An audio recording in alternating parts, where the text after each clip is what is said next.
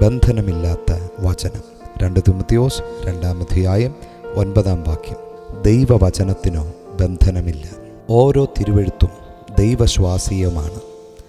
ദൈവ ശബ്ദമാണ് തിരുവെഴുത്തുകൾ. അതിനാൽ മനുഷ്യരെ ബന്ധിക്കാം, എന്നാൽ ദൈവവചനത്തെ ബന്ധിക്കാൻ കഴിയില്ല. പൗലോസ് അപ്പോസ്തലൻ തടവിൽ ബന്ധിതനായിരുന്നു. എന്നാൽ താൻ പ്രസംഗിച്ച സുവിശേഷത്തെ ബന്ധിപ്പാൻ ആർക്കും കഴിഞ്ഞില്ല.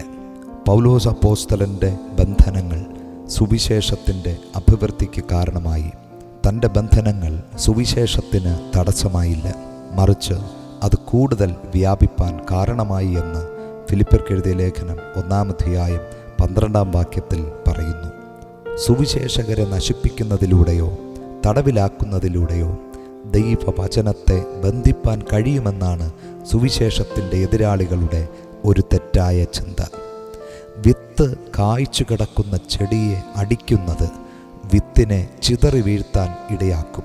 അതുപോലെ വചനമേന്തിയ ഒരുവനെ നശിപ്പിക്കുവാൻ ശ്രമിക്കുന്നത് ആ വചനം അധികം വ്യാപരിപ്പാൻ കാരണമായി തീരും.